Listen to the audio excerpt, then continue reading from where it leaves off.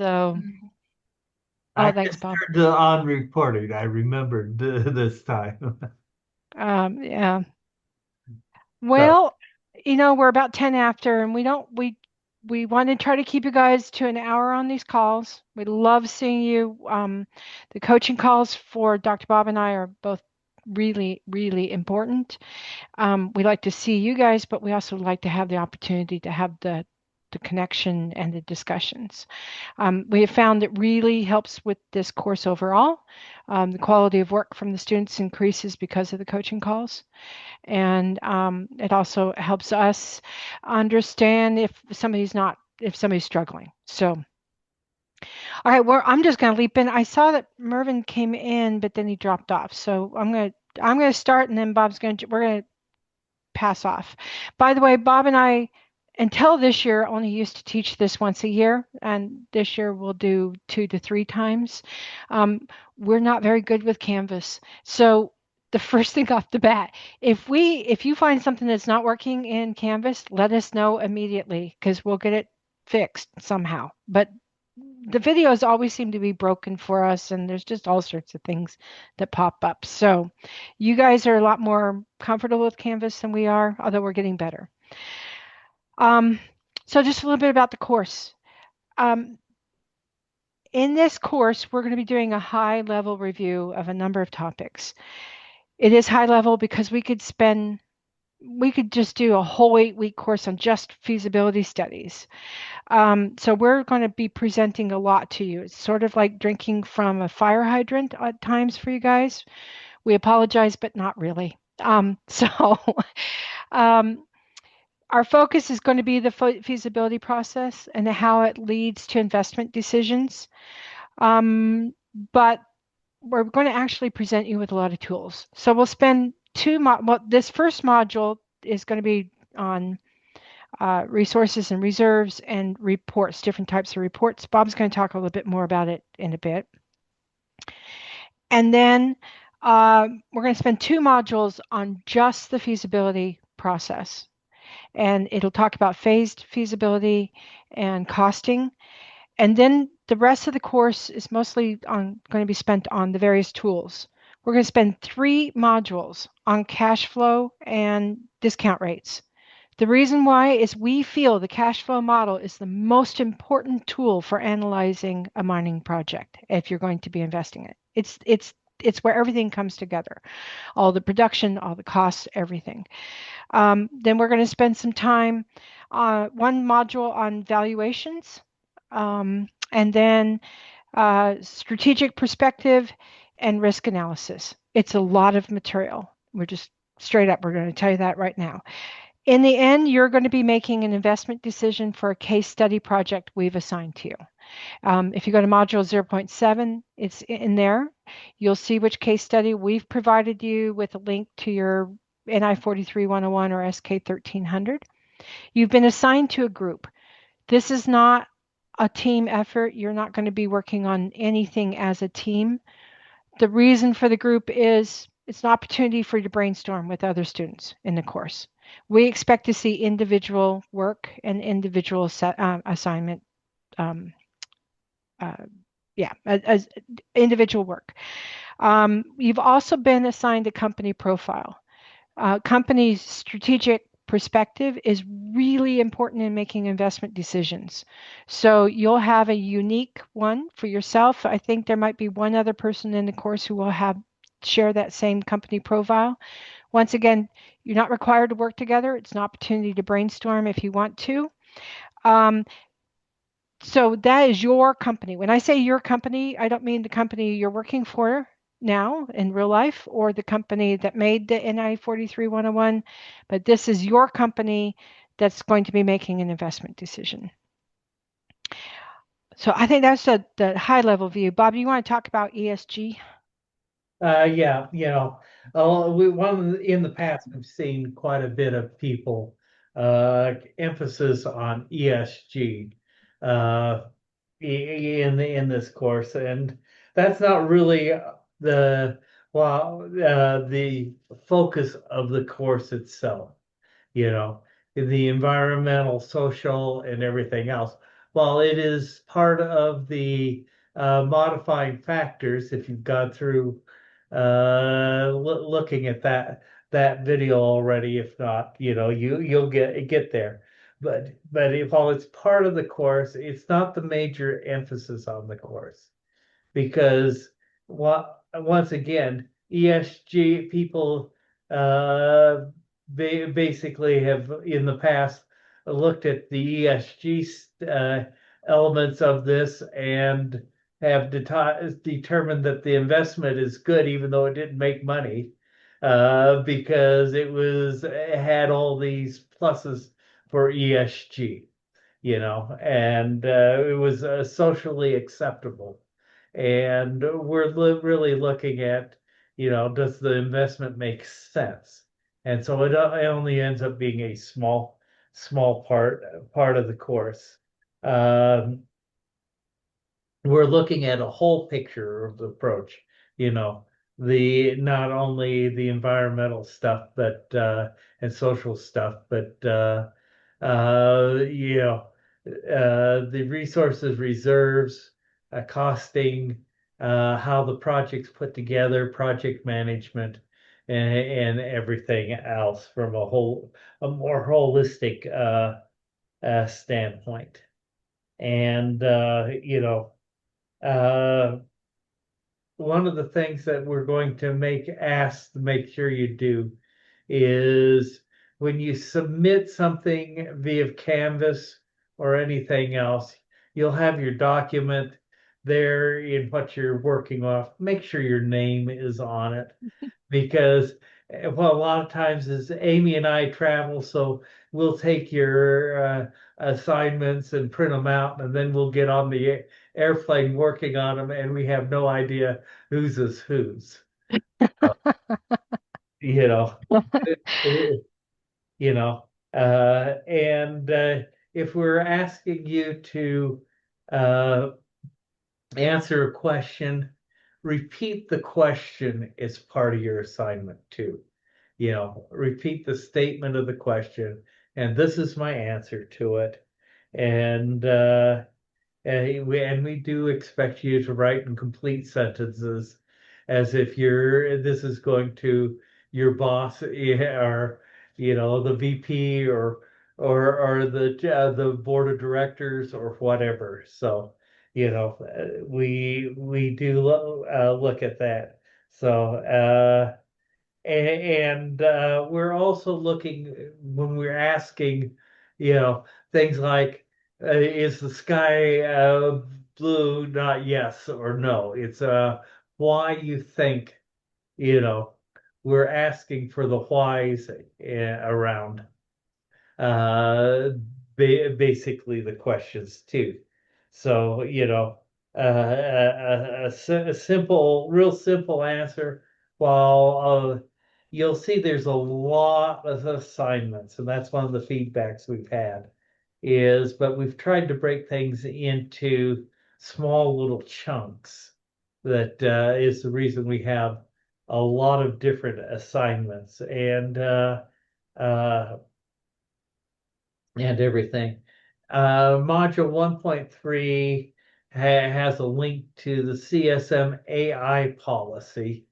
And, this isn't a course on how to use AI or anything else in this. And the use of AI for assignments, this is a course that is emphasizing critical thinking, not compilation of what the computers can do up in the cloud. Uh, and we don't mind you using AI as part of your way of getting towards your answer, but we expect your answer to be your answer and not something that's generated by Chat GPT or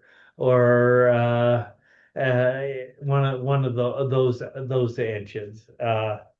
And you know, and like I said, you can use AI, and we've had a lot of our out of country people that English isn't their first language. will use the AI to help get their full sentences and things written in a structure that is understandable, because we do understand a lot of you guys are not uh, U.S. citizens or English speaking to be, or U.S. or Canada's citizens. You know, uh, and once again, we're emphasizing is the fact that when we talk about mine investment evaluation, we're not looking at showing you how to pick stocks or anything. We're trying to show you how to look at a mining project and decide whether or not, your company, i.e., uh,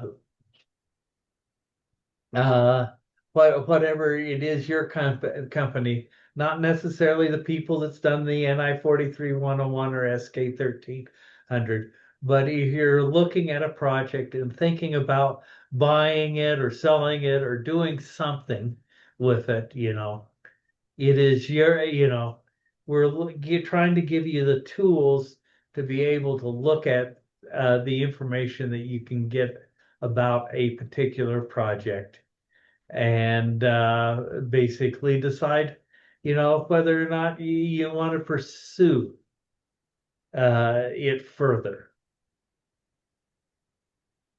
I'll jump in with a couple of things. Okay. Bob and I will do everything in our effort to be available to you guys. We both held down other jobs. Um, and we both have personal travel and things coming up for the next 2 months, but we'll be available as much as possible. If you are struggling, if you need help, if you have questions, don't hesitate to reach out to us. We'll figure out a time to either do a Zoom call with you or communicate back and forth. If you are really falling behind and it's because you got work issues, we get it. Let us know. All that we ask is that you have open communication with us. Don't make us guess things as to why we're not hearing from you or you're not turning assignments in. We are very happy to work with everybody as much as possible. Our goal is for you to learn from this course. It's not to get you through the course, but we want you to walk out of this course saying, wow, I get this. And so whatever that takes, we're totally willing to do that. Um, the other thing is if you send emails out to send it to both of us.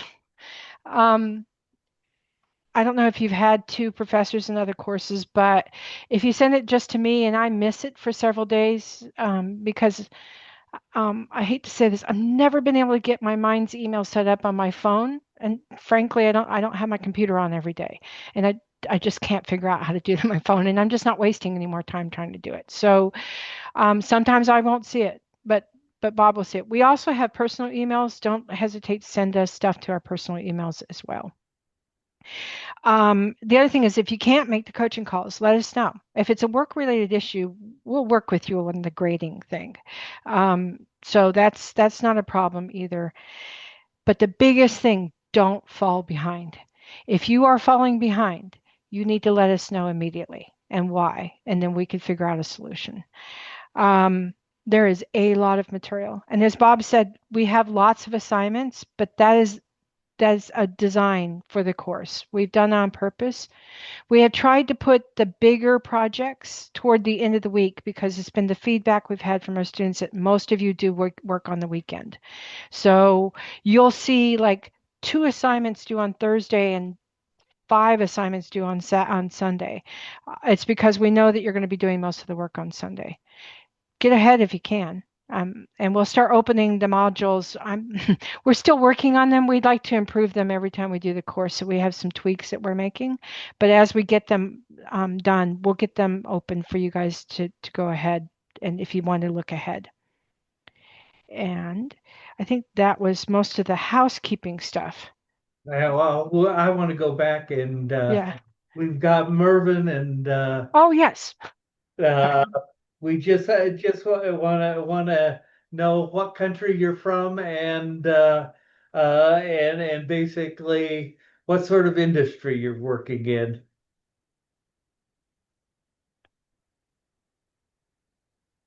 Okay, hello everybody. Thank you for the introduction. Nice, Robert. Nice to meet you, Amy and Robert. I apologize for now. I am traveling. I am on my way to my project. I come from Peru. I travel to the center of Peru where I manage for some brownfield projects. Okay, I am geologist with 26 years of experience, and now I manage for brownfield project in Brazilian company. And that we have two projects in Peru, one south of Peru called Cerro Lindo and central Peru, Porvenir and Atacocha. However, in my first 50 years of experience, I worked in gold company in Newmont and other North gold Peruvian companies. And what my experience was very interesting in gold, but now my position is, is in polymetallic Okay. process, no? Zinc, lead, silver, and with respect to the discourse, in fact, I have a contact direct with the investigations for the new expansion projects and relative to the information related to the NA 45101s and York reports.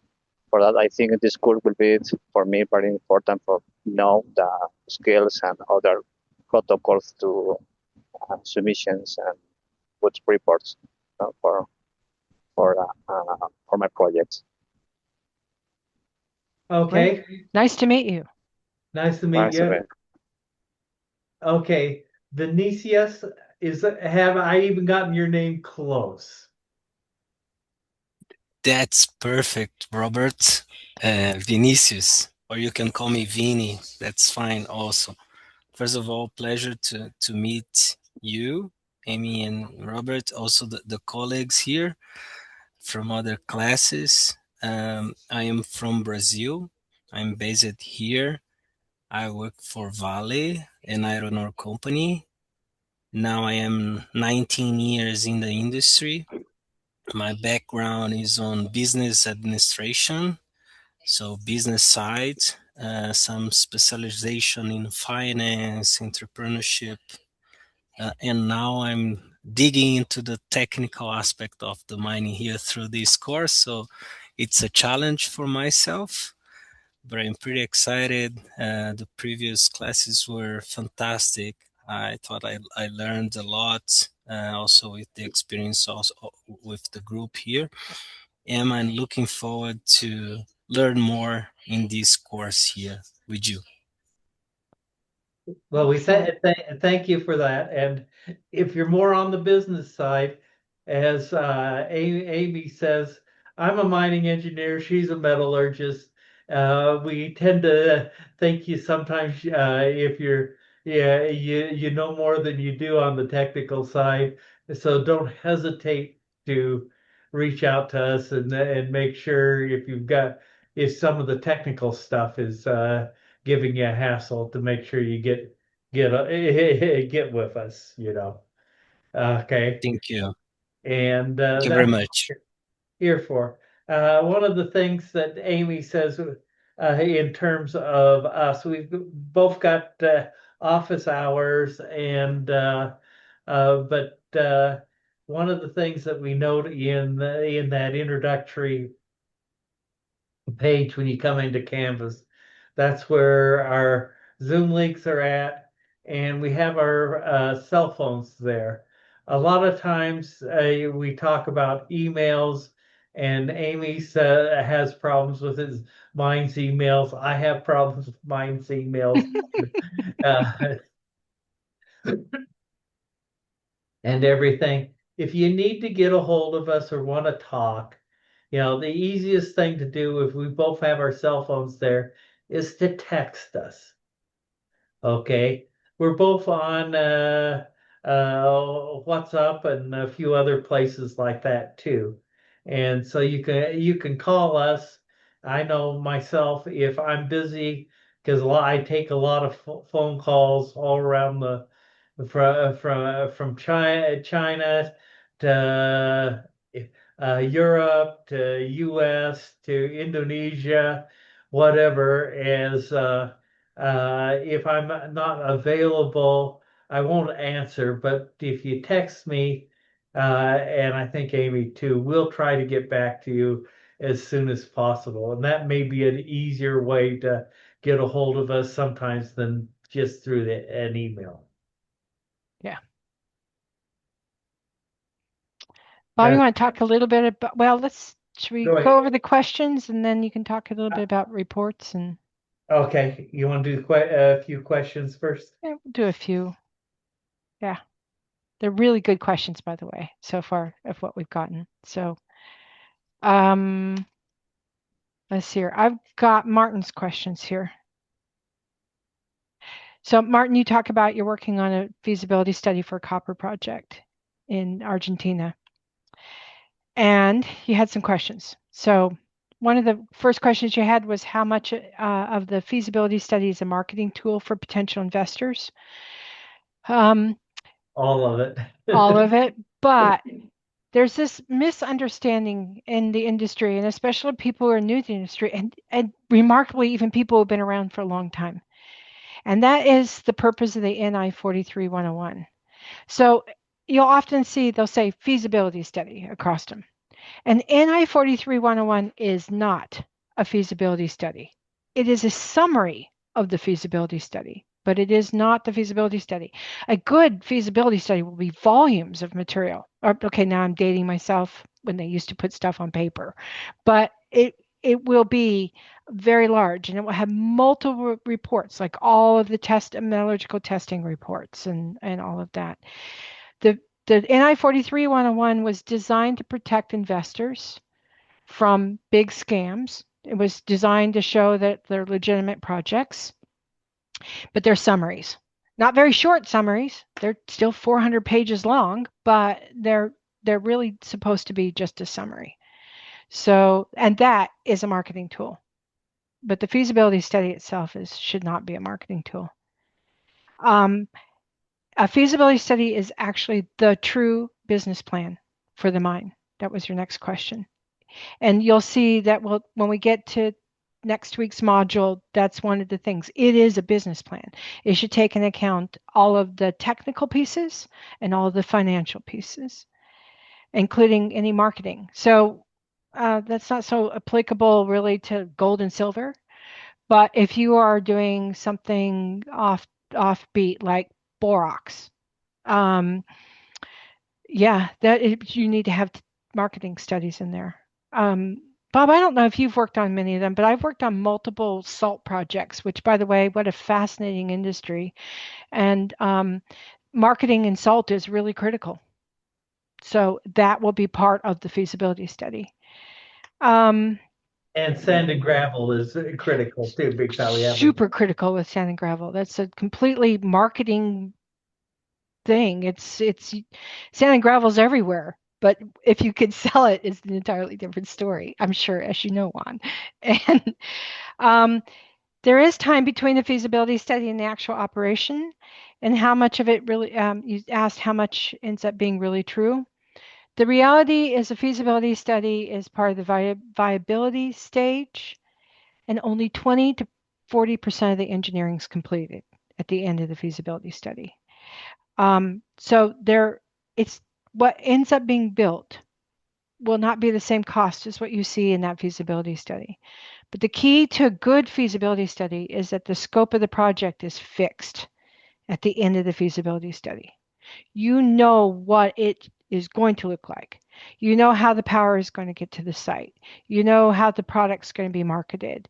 You know what the mine plan in general looks like. There may be some tweaks, but you know it's going to be an open pit, and here's the phases of the pit.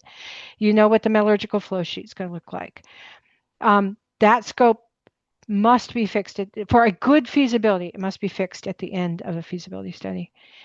One of the big problems that we have and why so many projects fail is that scope's not fixed.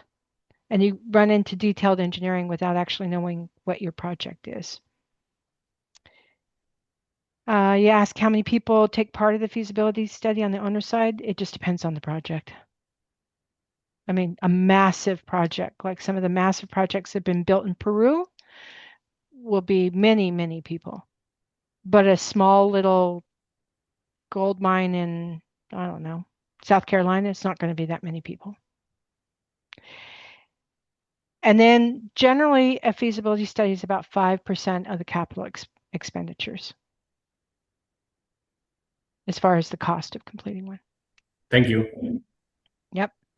Yeah, people, you know, get hung up sometimes on the cost of the feasibility study, and you know, uh, you can for just about any sort of feasibility study, and there's always exceptions.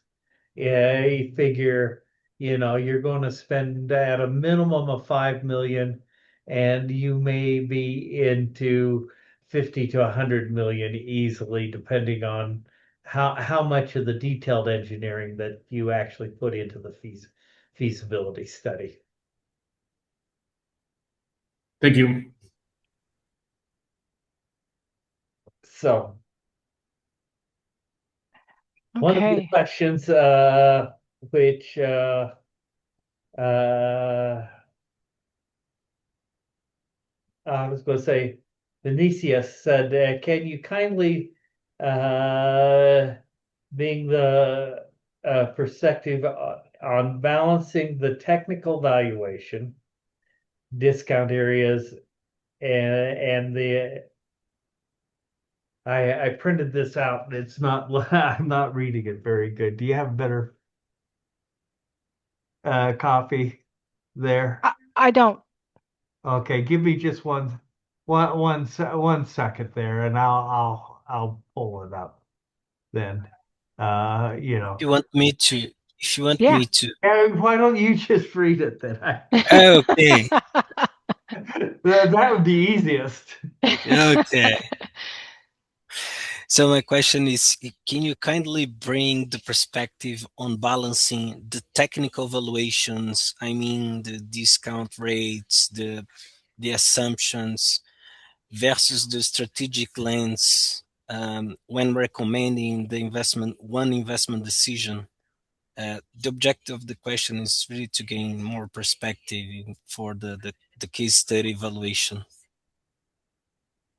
Okay, and then just that's the thing that a lot of people don't understand, especially with a feasibility study, is that's just part of the tool in terms of the investment itself into the project, is because, if you're a coal mining company, you may not, this is a gross assumption, example, but it being a coal company, you may not want to get into gold projects, even though your CEO may say, "Oh, gold's trading at 4,000 or 5,000 an ounce. Let's look at gold."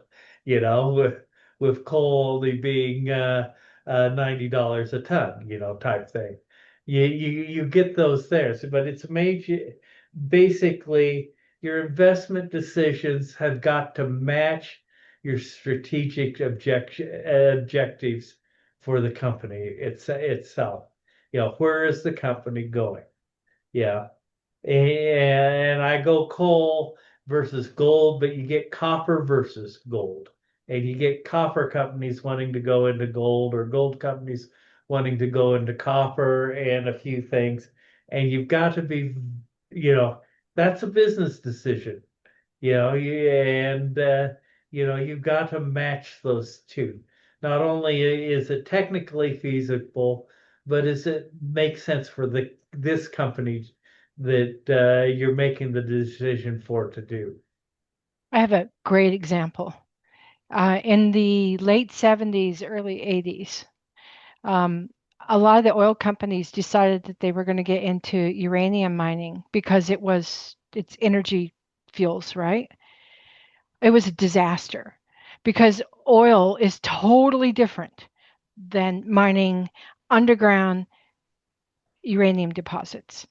And they just did not, so many of them just did not understand the intricacies of it. And it was a mess. People left the industry because they just couldn't deal with the oil companies.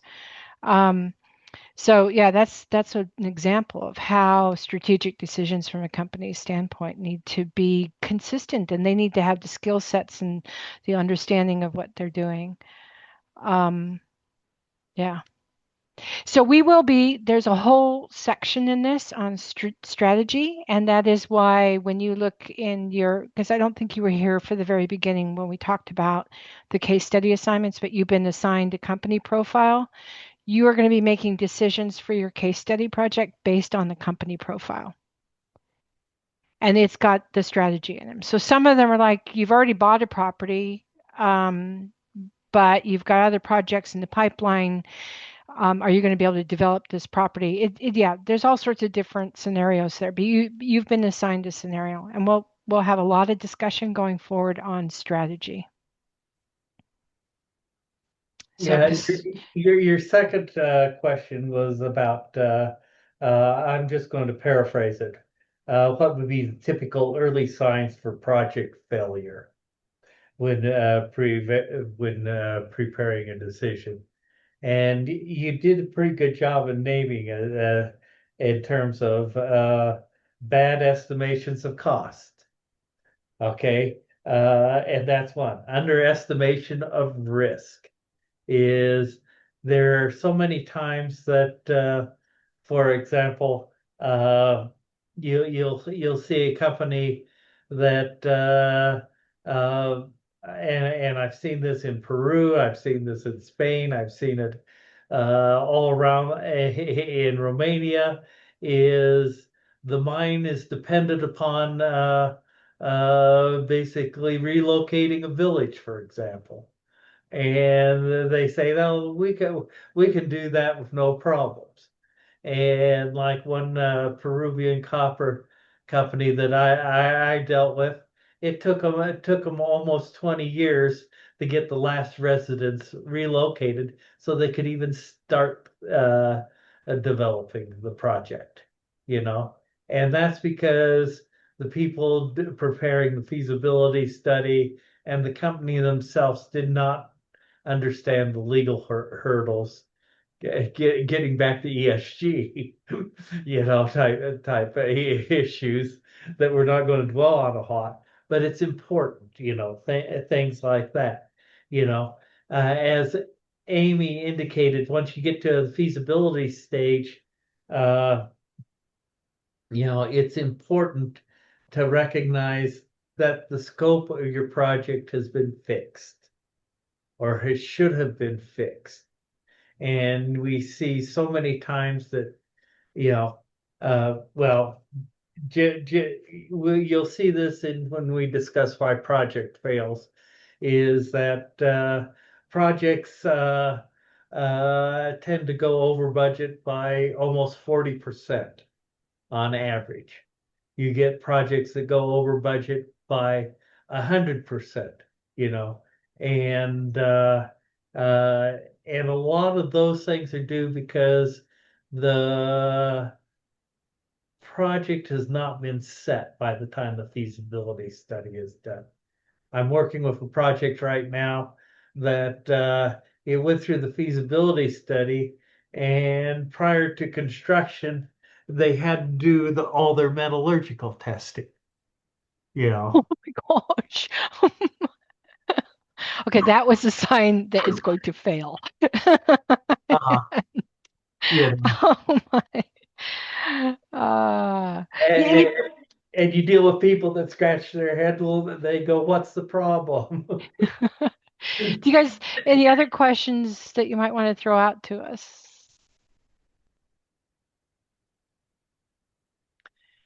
If Okay. if if not, I wanted to just make a few comments on module one. Yeah. Module one, We have a bunch of things on reports, public reporting and exchange requirements, you know, and that's where new project managers end up falling into the biggest problems is not understanding exchange requirements or their public reporting responsibilities.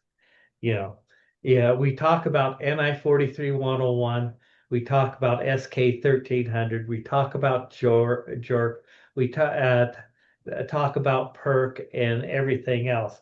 And there's a set of standards that you have to do. And, part of the things on the reports and public reporting that you must understand is, and a lot of CEOs don't understand this. If they go to a conference and say that they've just found, a billion tons at 1% copper, for example, you know, is you can't say that publicly unless you have a report that's been filed with the appropriate body, whether it's Hong Kong or BCSC, the British Columbia, or the SEC. You can't say that legally if your company is publicly listed, unless you've got your report uh, in order. Okay, and that's important because it's you know, you can get in a lot of trouble because like the Toronto or TSX will threaten to delist you.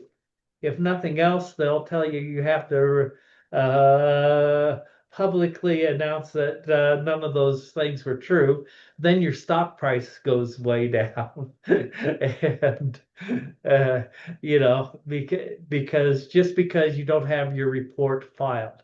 That's why we spend some time on talking about reports, and there's different standards, but most of them have been kind of migrating towards the same sort of standards through the Cerisco. You'll hear the term Cerisco a lot of times in this class.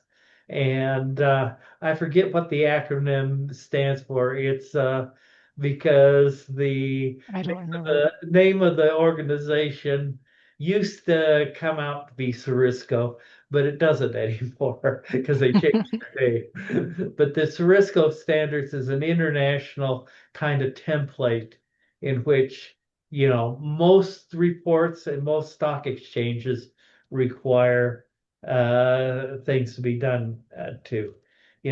We'll talk a lot about NI 43-101, which is the Canadian standards. SK 1300 is the SEC standards. You'll see in the video, we talk about Industry Guide 7, which has been replaced by SK 1300, but a lot of people still talk about Industry Guide 7. That's part of the reason it's still in the video. Okay. And that's just something to note there. In terms of legal requirements, one of the things that we don't really have you do a whole lot with is I have in your materials links to all of the standards, major standards that you may be dealing with. So if you're dealing with one, I would suggest that, professionally, not in this class, necessarily in this class, is to make sure you go to those links and look at the requirements there. In terms of resources and reserves, we talk about, again, Cerisco, which talks about what you can call measured, indicated, inferred, proven, and probable reserves, the distinction between those two. It's important that you understand those distinctions between those. And the video there will give you some background in terms of resources and reserves. but it's also important because a lot of your older CEOs came from a time when you just called everything reserves. Once again, if you go to a PDAC or something place like that and say, well, our company has, uh, 500 million tons of 2% copper reserves. And once again, unless you have a feasibility study or pre-feasibility study, you cannot call anything publicly reserves, you know, and that's where people get into problems. The other problem is the reports that we talk about. We have a qualified person or a competent person if you're looking at JORC or whatever. It depends on whether you call it a QP or CP. Uh, Depends on where you're filing. Okay. And typically the international standards say that the person doing the work to be able to sign off on that report must have at least 5 years of experience in the type of deposit and and the material that you're doing. So if you've done like ore reserves for 30 years in the coal industry, you do not qualify to be a competent person or a qualified professional in terms of a gold deposit or a copper deposit. You know, if you've done epithermal gold or silver, and you're dealing with a porphyry copper, probably not. But you can be, depending on that. So, it's important. And a lot of the exchanges require that the report be done by a competent person or a qualified person, or, in order to be filed with the exchange. Uh, the Canadians require independence on the QP. In other words, they can't be somebody that works for for the company. It's got to be somebody from the outside, like Amy and I. you know, we tend to be, well, Amy can't sign off on some of the stuff that even though she's on the board of Endeavor, there's some things she can't sign off on. There's other things she can sign off on, and that's buried in the regulations. And that's where the regulations and understanding the regulations are very important, especially once you get to a VP level or beyond. And that's what we're talking about this week in the materials. And then what we're trying to do in the call is, and today we're talking a lot. In the future, we want you guys talking more, but just because today is the first call. But typically in our calls, if there's any administrative things that we need to take care of, open the floor for questions. We'll talk about that current week's assignments, and then we want to touch upon the stuff you're going to get into the following week, because we've only got this one coaching call now on Wednesdays. So I'm going to bounce off onto next week's onto module two real fast. This is where we're going to be introducing the feasibility process and feasibility reports. Okay, there is a shockingly large amount of reading material. Don't panic. There's a lot. Some of it's repetitive. We get it. There's going to be a lot of reading material in module 2 and module 3. After that, there's reading material in all the different modules, but not nearly the quantity that there is for those 2 modules. These 2 modules form the basis for the rest of the course. It's the reason why there's so much. You can use AI to make a summary of the particular readings if you want to, but you will miss some of the nuances. That's just a heads up on that. So we have built time into the assignments for the reading. We hope it's enough. Next week, the focus really is just what we call thought questions. You're just going to be answering questions. We want you to put real thought into it. They're independent. There's no right answer. There's no wrong answer. But it's a chance for you to just really kind of, lack of a better word, meditate on the material that we're presenting so that you can get a good basis under you. We are going to be introducing what we call 3 different approaches to completing feasibility studies. And it's a phased feasibility thing. We're relying on 2 books. One is the book by Dr. Bullock. Bob and I worked with Dr. Bullock and Barry Dobert. He wrote this really great book on feasibility studies. This book is a very technical book. His focus was on the technical aspects of completing feasibility studies. He has presented his own approach for what he thinks should be done in completing feasibility studies from the standpoint of how much engineering should be done at each of the 3 stages. And then our second book, Dr. Bob Scott, it was written. I'm holding it up if you can see. It was written by Robin Hickson and Terry Owen. Both Bob and I know Terry and Robin quite well. Terry, we actually have some interviews with Terry. It's part of the material, so you'll get a chance to see him. That book is focused more on project management, but they have an absolutely what we consider to be very excellent write-up on the feasibility process. They also have a different approach. It's not the same as Dr. Bullock's. It has some different concepts to it. And so that's why we've put that in there, because we want you to see their approach, Dr. Bullock's approach, and then what we call the classic approach, which is the Cerisco approach. We have a diagram that we've put together to try to compare the 3 of these 3. Okay, there it is. And are you seeing a diagram here on your screen? Yes. Yeah, okay. I'm not going to go over this diagram with you, but this is kind of a key diagram for at least modules 2 and 3. It shows you the Hickson approach with the 3 different phases, how much engineering they put into it, the Bullock approach, and then the classic approach. There's a lot on this diagram because we've also put in sources of funds.